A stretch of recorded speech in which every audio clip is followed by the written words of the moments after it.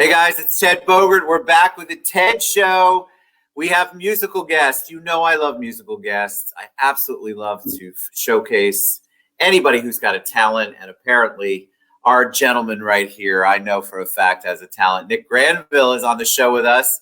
What's up, Nick? A working musician. How are you? I'm really well, thanks, Ted. Thanks for having me on. I'm super excited. You know, guys, he's coming all the way from, can't make it up, New Zealand. It's 10 o'clock in the morning there, 4 o'clock here in Orlando time. We're very excited to have him on the show. We were talking about wine a little bit and, of course, music in general.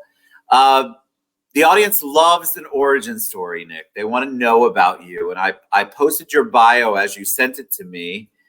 You've got a lot going on. You have an amazing journey, I think. So share it with us. Share your journey. People like to know if you were born with a guitar in your hand or if that came later. They kind of like to hear how it all went down. I'm definitely most comfortable with a guitar in my hand, that's for sure. My wife gives me a hard time because I never really go dancing or anything like that because I don't know what to do if I don't have a guitar in my hand.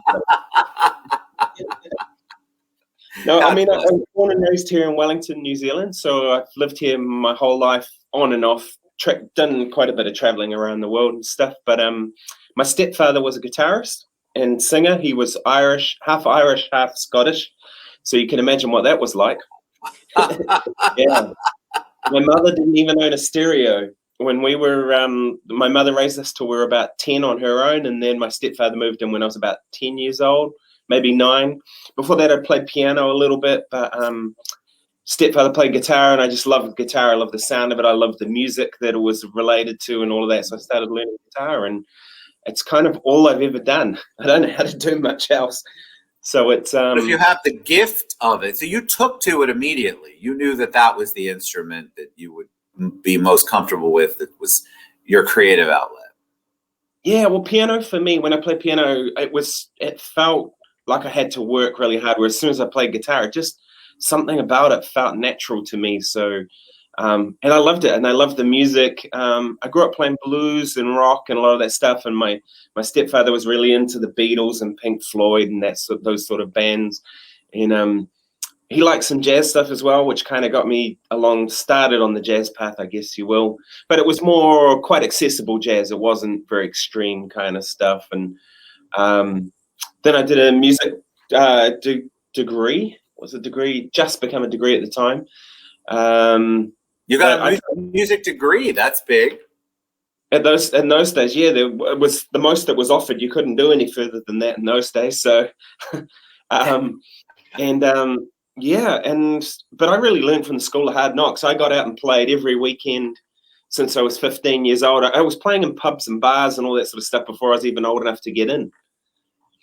What was that like? Because you obviously, most people can say they want to play, but you obviously had such a driving fire and passion to play that you went out early on and did it. You must have been good enough to get those gigs, though.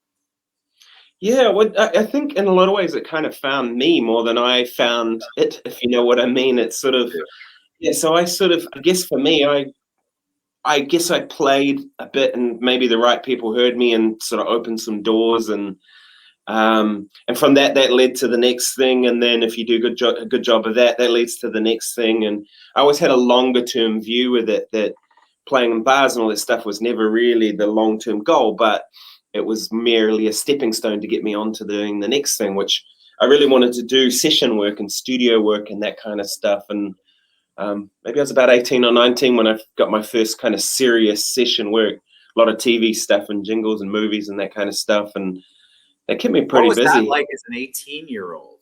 Because you're stumbling onto some, I mean, you're touching the little thing of stardom, or at least understanding what it's like to be in the TV production world.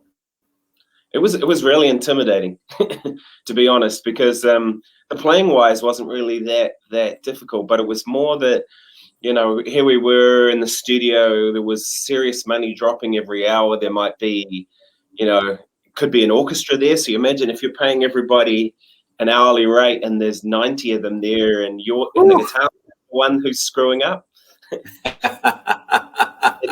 it's and I was only young, I could do the job or I probably wouldn't have been there, but some of those dates were pretty scary. So, and then the other ones were super easy. The other ones I went in and it was just me, and I'd be playing in the studio with a producer or whatever, and we'd play some stuff, and 3/4 of the things I never ever heard. Maybe they went out and you never ever saw it again, or you played on someone's record and it didn't have vocals at the time, so you had no idea how the song even went. I've had a few times. You're honing your craft the whole time. You're honing your craft. You're getting used to. You're building that, because at 18, it sounds all glorious, but it's also a lot of work.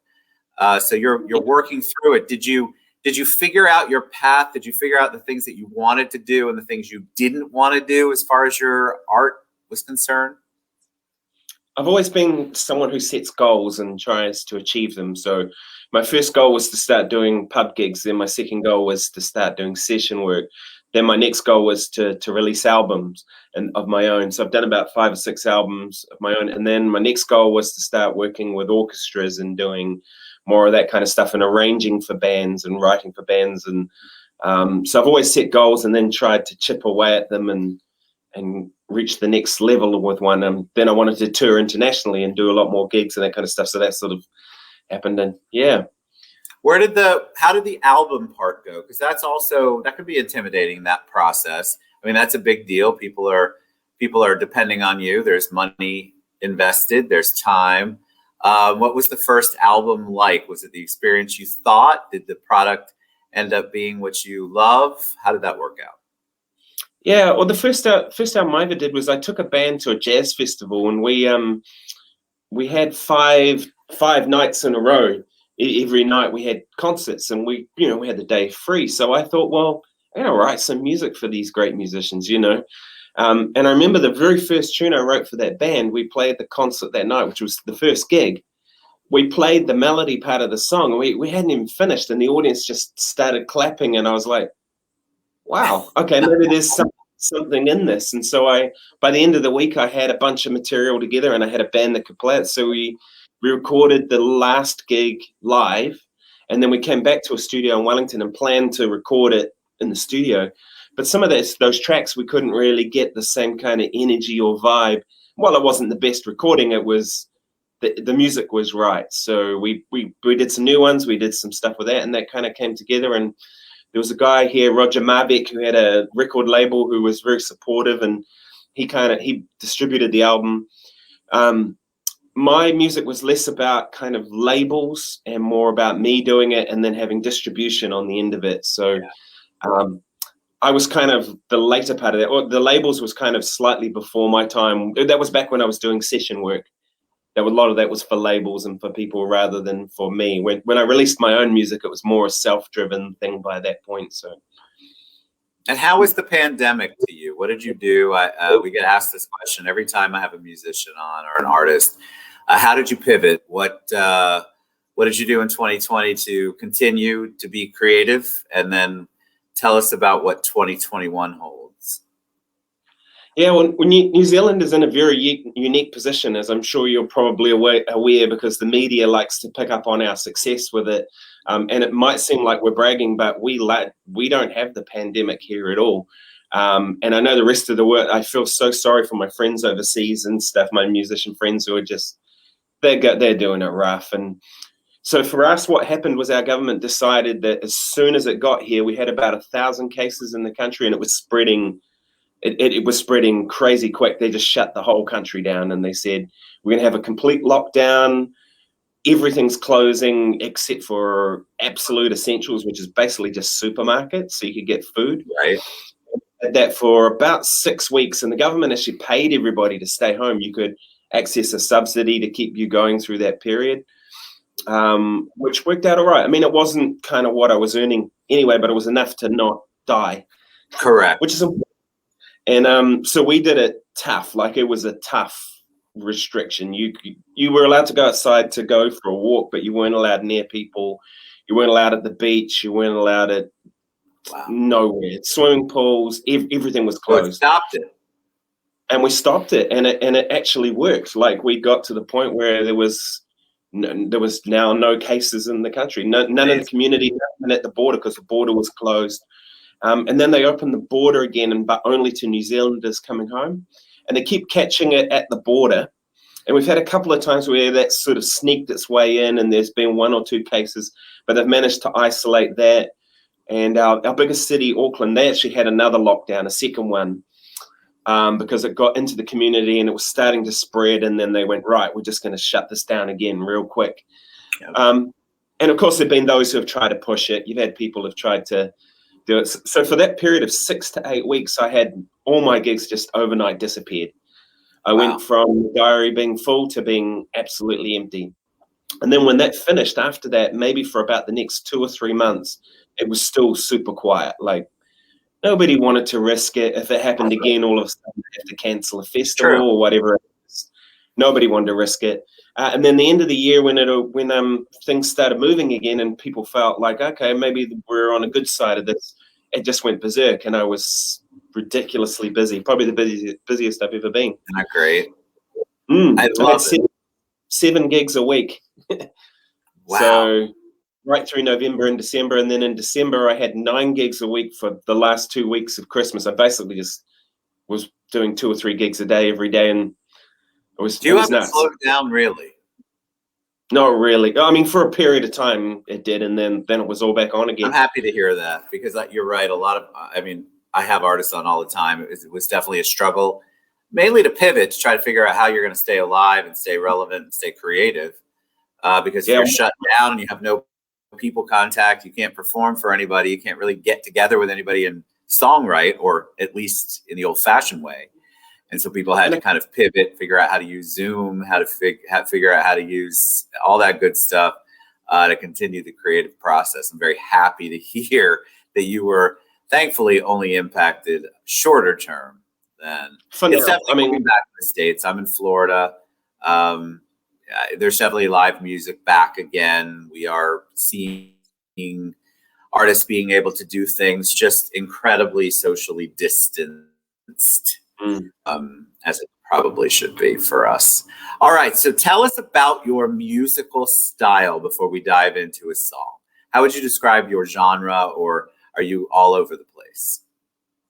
I'm kind of, because I do a lot of session work, I'm kind of all over the place. I'm one of those guys that, I've got a gig coming up in a couple of weeks with an orchestra playing what I think is largely going to be classical guitar, which is totally out of my realm of what I normally do, but I do a little bit of that. I do jazz gigs, blues gigs, a lot of rock and a lot of rock and funk type music, and that's punk gigs not so much. I don't really get the calls. I was going to say, I'd like to see that. Yeah, I have done sessions doing that stuff, and even heavy metal and things like that. I've had sessions doing, because I can play a little bit of that, enough to do that. But it's but I think my heart mostly lies with jazz orientated music or blues, that kind of stuff. Any kind of music that has a deep, soulful kind of connection, then that's what I'm into. I love it. All right, so I'm going to put you full screen, and then tell us what you're going to perform for us, please. Sure. I thought I might perform a solo guitar version of In the Bleak Midwinter, which I know seems like it's a Christmas song, essentially. This is one I did for Kelly's record, the Iris record, in which we've been trying to organize this for a while, so this would have made more sense later on, earlier in the year. I like the idea.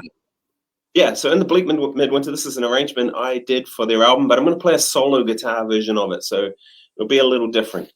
All right, Nick Granville, guys.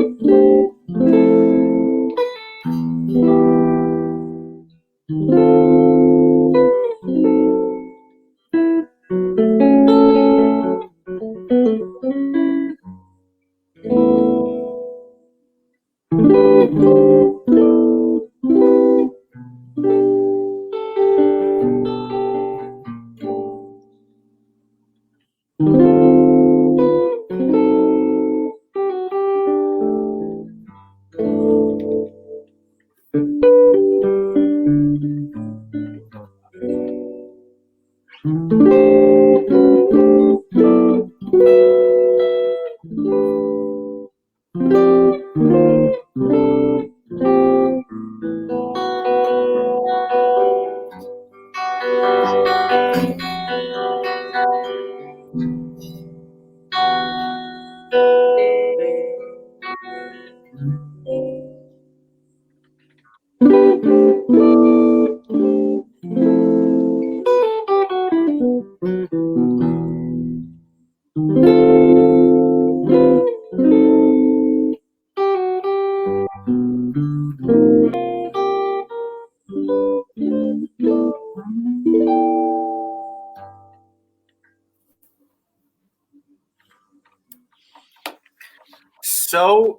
beautiful and mellow. All I could think about was, oh, now I'm relaxed.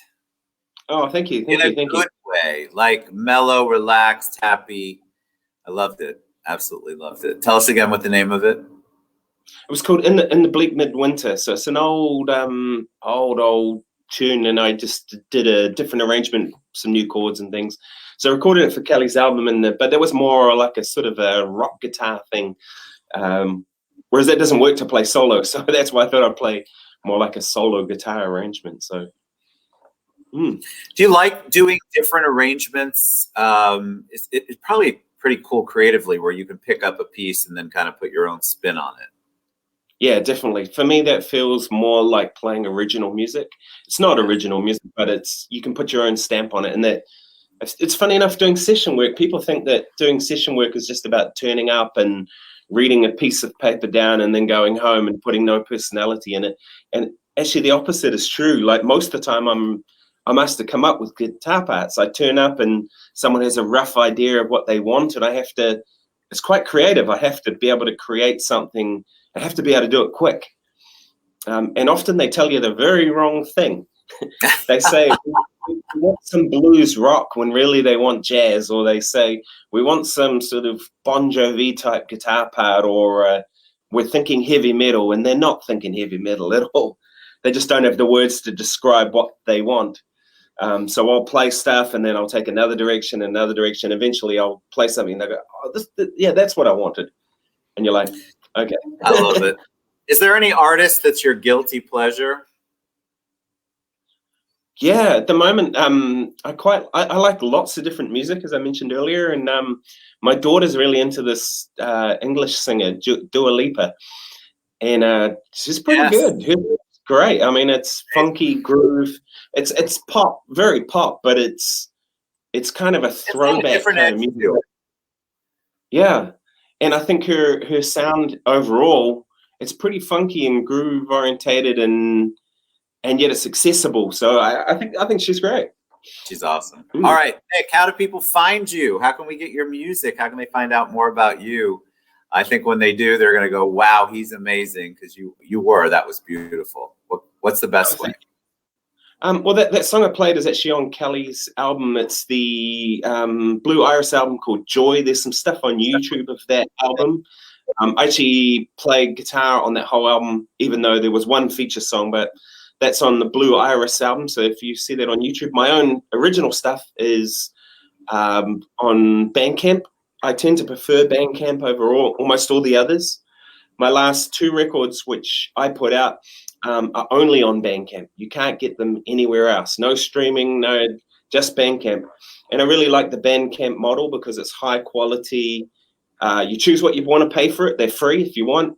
Because the most important thing for me is that I want people to listen to them. So if you go to Bandcamp and search out Nick Granville, surprisingly, most people will pay anyway, especially if they like the music. So it's worked out okay. It's worked out fine. But Bandcamp, I'm on Facebook, Instagram. There's a lot of my stuff on YouTube. So just Nick Granville, and you should be able to find me. Awesome. Thank you so much for getting up in the morning in New Zealand and coming on the TED Show. We appreciate you. NickGranville.com. Of course, you can find him on Bandcamp. Is that what you said? Bandcamp. Yeah, that's where I have a lot of my music. So I had not heard of that before you. So we're going to have to do some research on that. Not heard of that platform, but I love it. So we're going to have to educate the audience. But you can probably find that and find the link either on Nick's social media Google Bandcamp or go to nickgranville.com. Thanks, Nick, so much for being on the show. You were awesome. Yeah. Thanks very much. All right, guys, we'll see you soon. Talk to everybody later. Bye.